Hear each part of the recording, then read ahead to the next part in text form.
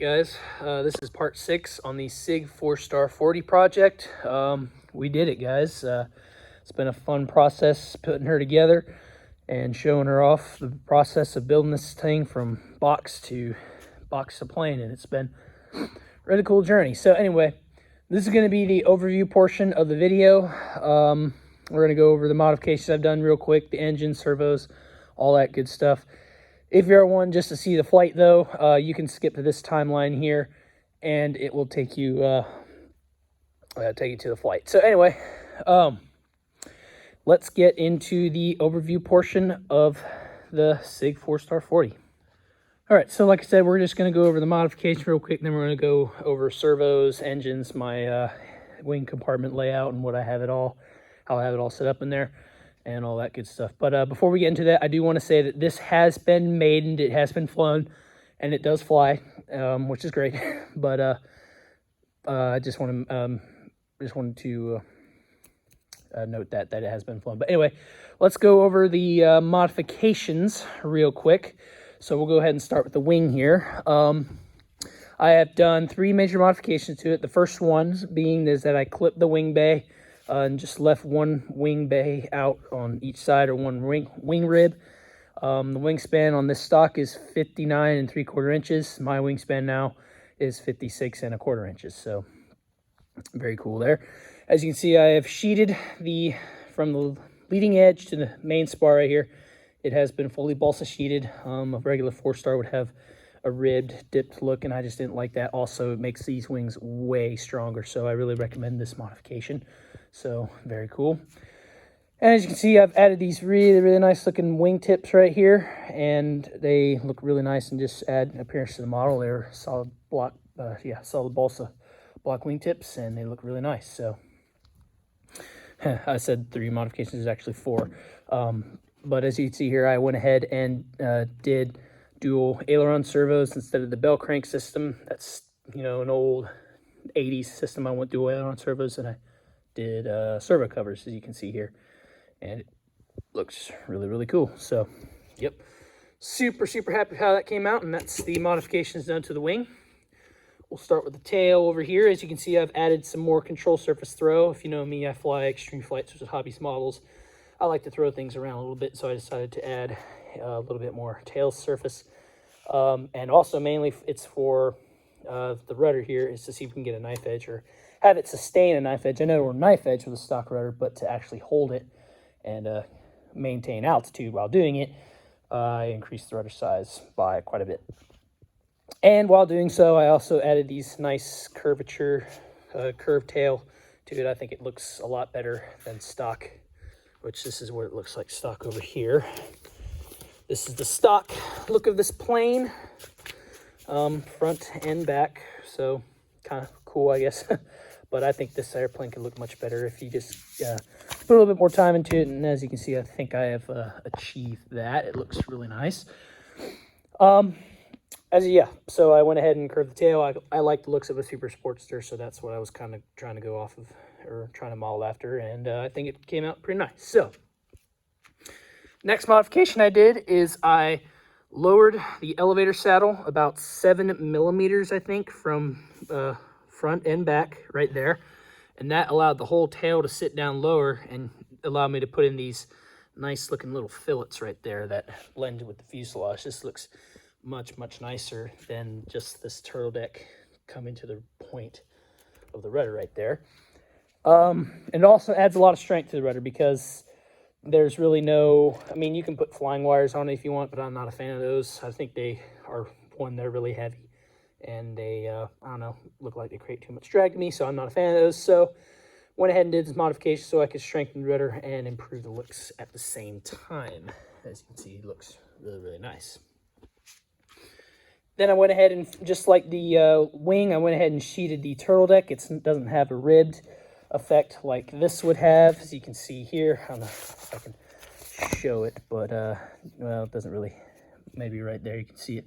Just, I don't know, that ribbed effect, or with the stringers there, I don't know. Just not a fan of the looks, and if you sheet this, it looks so much better. So I went ahead and sheeted the turtle deck, and then this is probably the one that took the most time. but I went ahead and added a nose cowling to this thing. And as you see, it looks so much better than this stock fuselage cheek setup that they have going on here. So yeah, if you put a little bit more time into this thing, you can make it look much better. So yeah, those are the modifications I have done to this plane, and I have covered all these modifications in the build series that will be in a playlist along with this video. So anyway, those are the modifications that I have done to this plane. Now let's go over servos, engines, etc. Okay, so let's start up front here, and then we'll work our way back as far as, you know, engines, electronics, all sorts of other stuff. So let's get right into it. So up front, I am sporting a Dubro 2 1/4 inch spinner in blue, and it matched with this covering really well. So really happy with that. Prop is an APC 12.6. I made this with a 13.6 Exor wood prop, and it was just a little too much prop for me. The engine wasn't even trying to fly this thing through the air, so it was too much prop for. I mean, the engine doesn't technically call for a 13.6 either, so it was a big prop for the plane and technically the engine. So I went ahead and put on this APC 12.6. I don't care for the looks of these. I do have a wood prop coming that we'll put on of a 12.6, so we will try this and see how it flies with this prop for now, but it will be changed to wood eventually. And up front, I have a Sato 56 for power. Like I mentioned, a 13.6 is a little big for this engine, so went ahead. That's why I switched to the 12.6. But running a Sato FA56 4-stroke engine for power. It has a Hanger 9 Super 4-stroke plug in it, and then this engine is going to be mainly burning to fly this thing my homebrew FAI 80/20 fuel. That's 80% methanol, 20% castor oil, no nitro, and this engine runs good off of it. So that's going to be the main primary fuel that I will use for this. So the landing gear is stock to this kit. Stock landing gear came with this kit, and it's really nice. It's really nice aluminum stock landing gear. It has nice suspension and everything, so I really like this landing gear. The wheel pants, however, are not the optional wheel pants that are available for this thing. These are the Hanger 9 10cc Ultra Stick wheel pants. I like these better than the SIG ones, mainly because they are one-piece fiberglass, lighter than the two-piece plastic halves. And I really prefer these sleeker, more aerodynamic look of these wheel pants compared to the SIG ones. And as you can see, the canopy is not stock either. This canopy came off a Skywing ARS 38-inch hybrid balsa foam plane that I don't think you can even buy anymore. I don't think there's parts for it. So unfortunately, I don't really have a source for this canopy. So I really don't have a link to where you can get it. But I went ahead and put this canopy on because it looks so much nicer than the stock one. Not so big and looks much more clean and aerodynamic looking. And as for main flight servos, I have these Pro Modeler DS 160 CL high voltages. I had these in my 60-inch laser, and they didn't perform that great. So I had these, and I was like, well, this is just a sport plane. I'm not going to be totally precise with this thing, so I went ahead and threw them in here. These are way overpowered for this type of plane. They're high voltage, 160 ounces of torque craziness, so they're way overkill for this type of thing, but that is what I have on all the flight controls, the elevator, rudder, and ailerons to have those servos as well. Okay, so that's what I'm using for servos, engines, props, wheel pants, all that stuff. Let me get this thing flipped over, and we will take a look at the inside and my setup in there. So hold on. All right, and here is the internal cabin. As you can see, it's pretty basic. You know, nothing's new about this stuff, but I thought I'd show it to you anyway. So here is my throttle servo, which is an MKS HV69. Once again, way overkill type of stuff, high voltage, high torque, you know, meant for 3D stuff, but it's all I had, so went ahead and threw it in there. I'm running FR Sky on this bird. This is an Archer R6 receiver. I worked too hard on this guy to trust it with Spectrum, so went ahead and went with my reliable system of FR Sky and put it in there, and it's been working great, so no complaints there. 8-ounce fuel tank set up here, you know, right where the CG pretty much is, which is great. I love that because, you know, when fuel diminishes, the CG stays the same. So super happy with the fuel tank location and how it's held in. I don't know if you can see it, but it's got this stick glued front and back. We won't be able to see the front one, but it's up front there. But it's got a stick like this up front.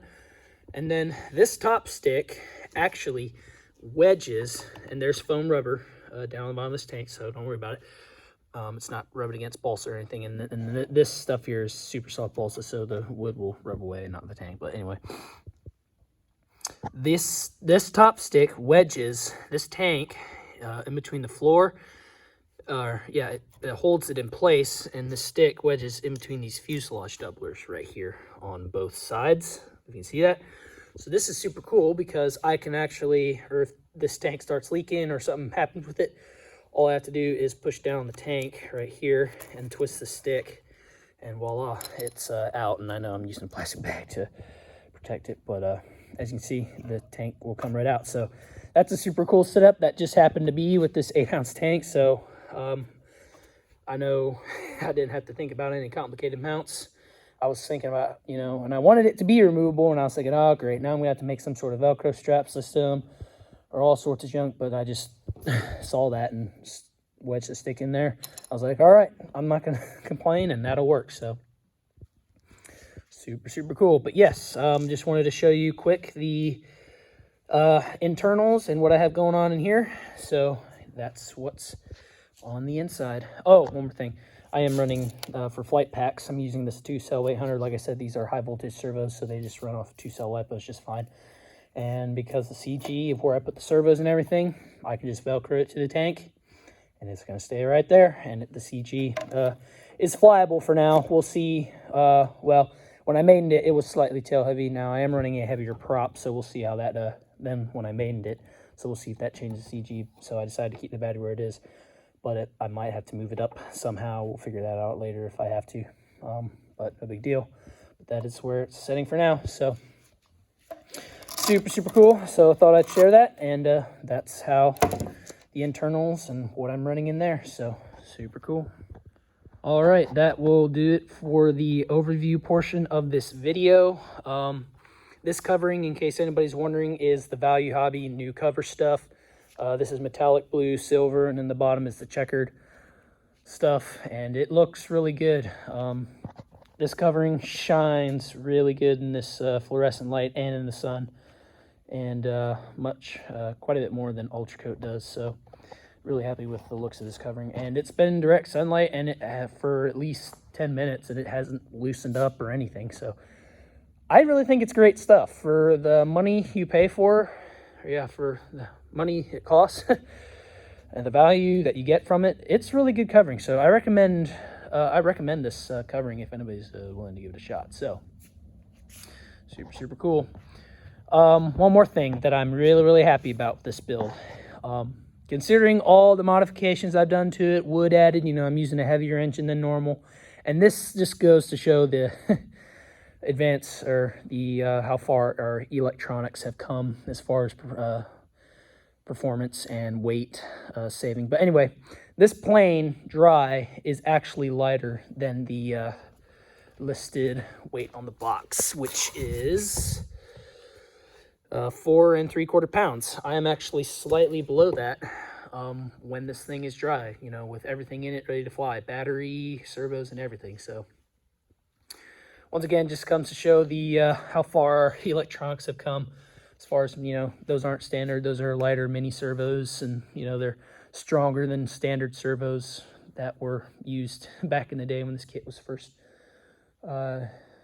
made, I guess. But anyway, yeah, super cool. And then with fuel, it's 5 pounds. So I consider this thing to be really light for, you know, all I've done to it. So really happy with the weight that the final weight of this guy. So yeah, I'm really happy. You know, it was fun to do this whole series and show it off to you guys. You know, it was fun to go through the editing process, building at the same time, and it's been a lot of fun. So if you guys like this kind of stuff, let me know, and maybe every building season we'll get a new kit on But yeah, we'll get a new kit on the bench, and we'll put a build series on it together. And yeah, let me know if you guys like it or are interested in that stuff, and I can probably make it happen. So anyway, that is the overview portion of the SIG 4-Star 40. Now let's get to the best part. Let's go fly this thing. All right, well, we got the 4-Star out here. It's pretty cool, 38 degree evening out here. We're gonna see if we can get her started and get her flying, and see if we can get a good flight in. So let's get to it.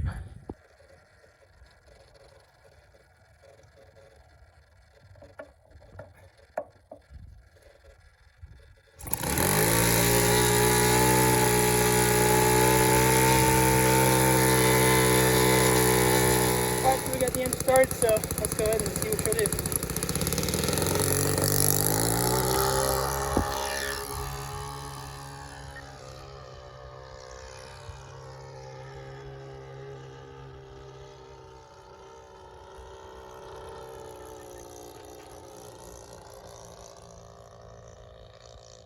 Alright, well, pretty uneventful takeoff. This thing still is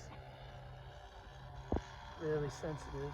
This has been flown before. I've made it, so the elevator still feels really touchy, but seems to be flying pretty good. The engine is very much on the rich side, but it's still got plenty of juice. This is 2.5 throttle even with the 12.6 prop, so this engine is definitely well powered for it.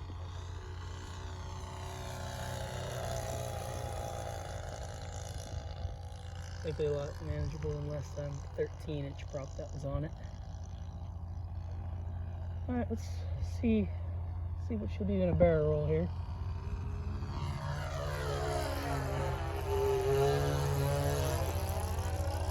Nice smooth aerobatics. Real nice.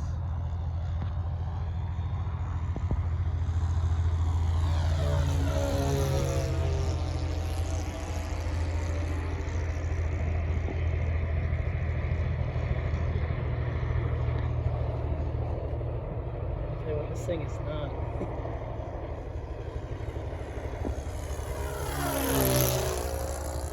It's loud at all.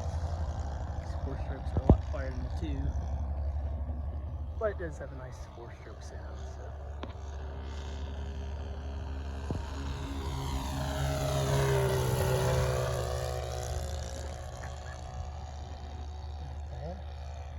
Let's go ahead and gain some altitude, and we'll do some loops here.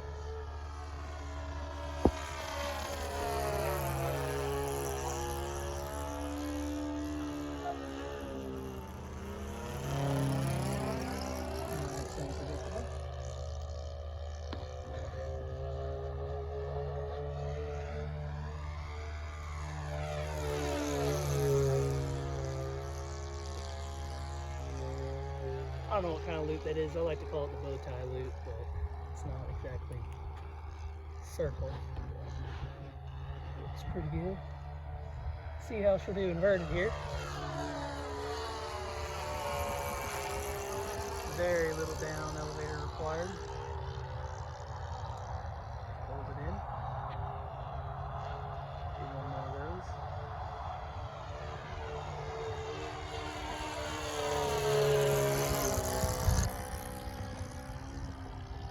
Flies really well inverted, so it's got a nice airfoil to it, and does well inverted.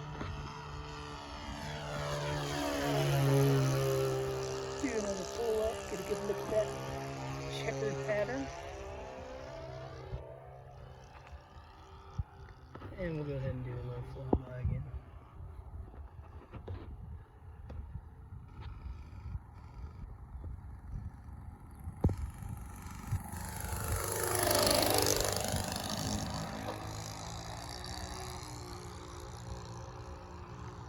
Satyr sound.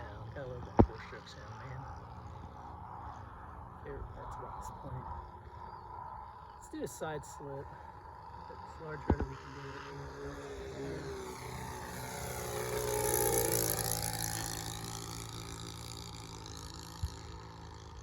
It'll do it. It's not quite as forgiving as, you know, a 3D plane, but she does have the capability. And speaking of side slips and rudders, let's see if we can do a knife edge. I increased the size of the rudder to see if we can get a knife edge out of this. So let's see if it can maintain altitude in a knife edge.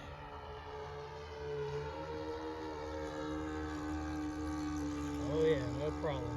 It's got a lot of coupling, but it'll hold it. No problem. It's not even full rudder.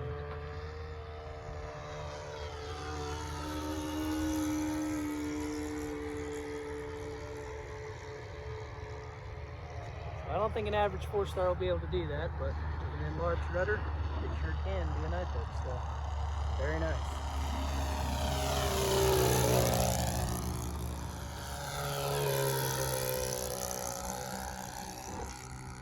Alright, let's go see how this thing stalls. It's pretty, it's a good idea to take a plane up, like a new plane like this, and get some altitude. See how she behaves in slow flight.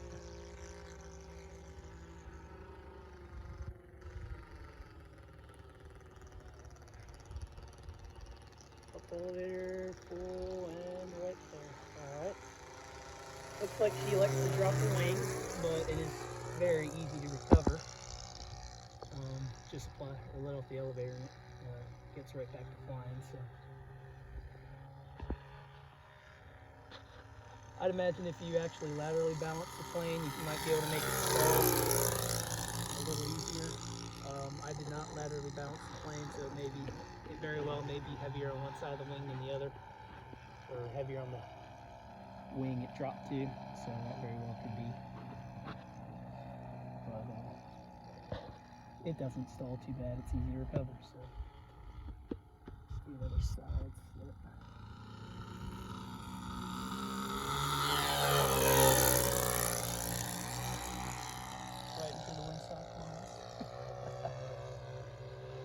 So it's a pretty good flying plane.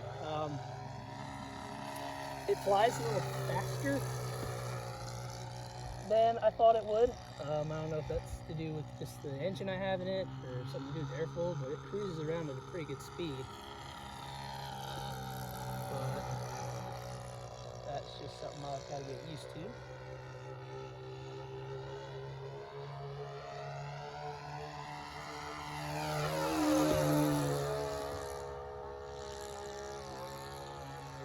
Plenty of power on this guy. So, a 56 is definitely enough. I know a lot of people say a 62 is the way to go, but I don't know. This 56 is doing well. This isn't even close to being leaned out yet, so.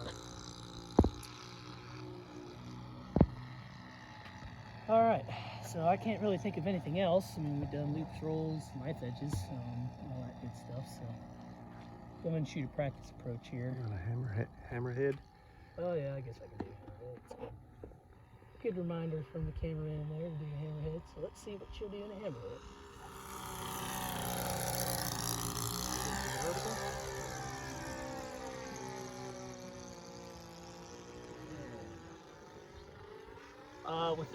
This thing will hammerhead no problem. It's got the size, it's got the large rudder, so it's easy to do it with. And shoot, maybe I was just too high on throttle because it's cruising pretty good now.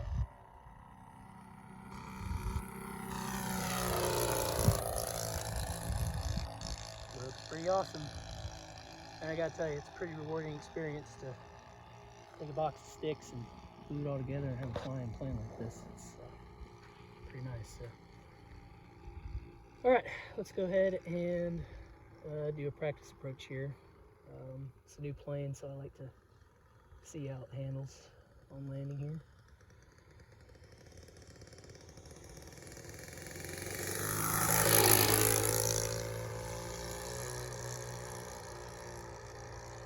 And I think this thing would benefit from some flap lines. I'm gonna have to see how I can program those in, because I think this thing will land a little bit slower with a little bit of flaps in it. So.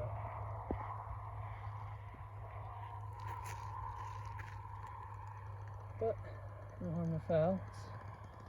See if we can bring her on in real nice.